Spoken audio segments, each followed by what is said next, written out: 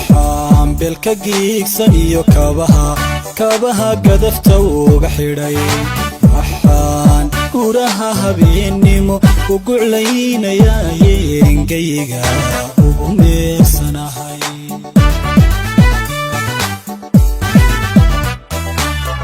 koruu dadku seexday badi albaabkana soo gudbeen waxaa gabadanada iyo jubahaan kala go'ayn guryaay hortaagayeen anigoo gaadhka u hayaa waxaan aad iyo aad runtii ugu mahadnaqayaa oo shirkan jaraa'idna maanta duruucdiisu tahay ciidanka booliska ayaan guud ahaan u mahadnaqayaa gaar ahaanna waxaan u mahadnaqayaa qaybta daraagiska noo qaabilsan taliyahooda iyo dhalinyarada u jajaban ee ciidanka booliska ee ka shaqeysa 24 saac daraagiska ee waxaan hor yaala soo qabatay waxaan doonayaa inaan arrin yar oo maaragtay uguba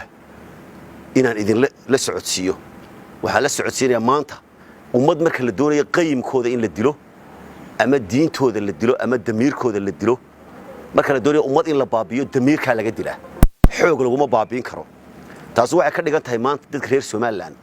waxa ay muuqata in la inagu soo duulay oo la doonayo in damiirkeena la baabiyo tuulo kasta oo wadankeena kamid ah iyo magaalo kasta oo wadankeena kamid ah waxa la soo geliyaa xashiishada iyo khamriga ayaa lagu tala galay in la soo geliyo boolisku wuu la dagaalama saacad walba uu qabta laakiin waxa sidii loo baabiyo oo aanu meesha dad daciifa u noqono nasiib wanaag taktiga kolba la qaadayo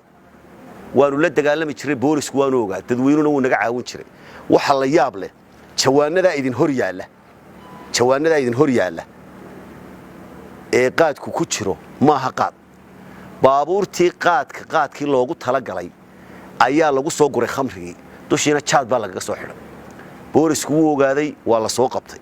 hortiina lagu jeexi waana la arki doonaa waa waxyaalo aad iyo aad la yaab leh markii maalinba nooca loola dagaalamaha nooc kale cusub ay la soo baxaan taas waxay cadeynaysaa inay istiraatiijiyad dheer tahay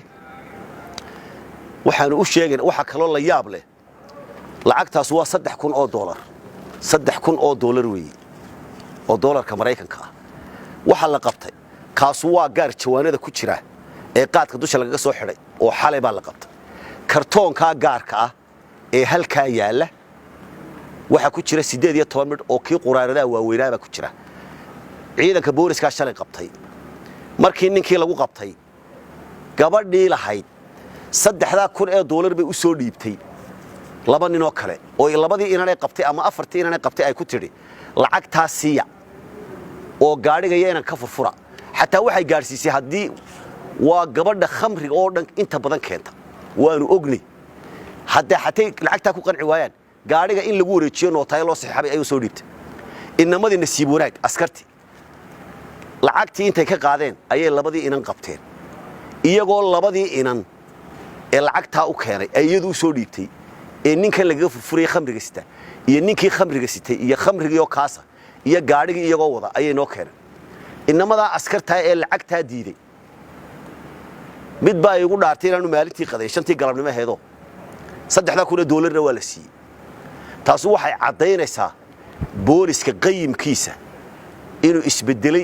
isna bedeli doono damiirna leeyahay dalkoodana ay u dhaarsiiyeen ku tala galeen iyagoo gaajoonaya inay wadankooda ka suuliyaan umul khabaa'ifka waxyaalaha loo xil saariyay shaqadoodana ay u dhaarsiiyeen inay qabtaan aad iyo aad baan u amaanaya waanu abaal marinay waananu abaal marin doonaa halkaasi ay iyaguna ku arooreen marka waa laba waxaan u sheegaynaa nimanka khamriga keena iyo nimanka daraagiska keena hadday qaad maahay futa ay geliyaan iyo hadday iyagu isku soo dhex guraan ilaahay idankii naga baxsan maayaan boolisku wuxuu u tababaray u idmay talaabo kastay qaadaan inuu ka horeeyo maaragtay qabanna doono qolada qaadwalayaasha ana waxaan u sheegaynaa inta jawaanada lagu soo guraa waa qaade cashuura markaasuu kala beer soo mara waxaas kasta buu soo mara qaadahan ba loo cashuura inta la miisaamo khamri baana ka buuxa waxaan u sheegaynaa qaadwalayaasha kana socon mayso una dul qaadan mayno maaragtay qaranka yaga in lagu khalkhaliyo wax kale loo haysto waanu ogaanay kana socon mayso halka lagu soo qariyo hadday in wanaagsani ku jirto oo iyaga wuxooda aan la soo dhex gelin ha iska qabtaan way sugyiin inay noo soo sheegaan bay hayd meel kastay mariyaanna waanu ognahay waanaanu qaban doonaa ceebna way ku tahay maanta qaaduul oo dhan bay ceeb ku tahay horena waanu qabanay imikana waanu qaban doonaa waxa kale oo u sheegaynaa kuwa lacagta ciidanka iyaga siinaya waxay doonaan ha noqdaan kuwa kiisaska caadiga lagu qabtaa lacag askarta ku daya ma aha markii koobaad wallahi inaan ahayn 2 iyo 3 iyo 4 boo soo martay lacag dollar oo far badan askarta loo keenay keenan dadkan kiisaska intay dambi galaan lacagta ku deeya adeer sheekadaas way dhamaatay dadkanu waxay doonayaan dhalinyaro weeye mustaqbalkooda iyo mustaqbalka ummadooda ka fikirayaan dambi bay ku tahay waanu u digaynaa kiiskiina uu ku saddex laamaya saaka maxkamadaanu geeyay nimankii lacagta keenay horta maxkamadda horteeda qiraal kaga sameeyay inay lacagta ay nimada siiyeen $3,000 ay kaga furfurayeen 18 kaamira khamriga iyadoo ujeedadu ay tahay istiraatiijiyada weyn ee daba socotay inaan ogaan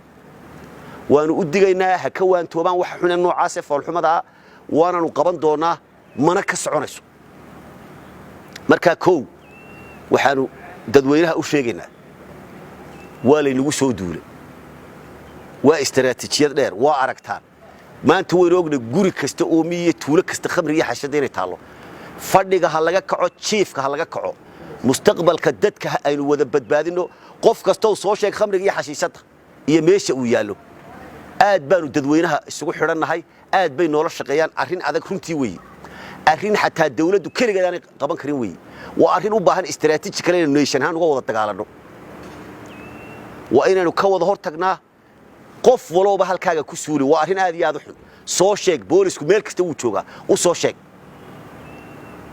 waxaan ugu dambeyn aad iyo aad u amaanaya inamada yareer ee askarta ee haday doonaan aan qadayn ee lacagta inta lag la siiyay ee diiday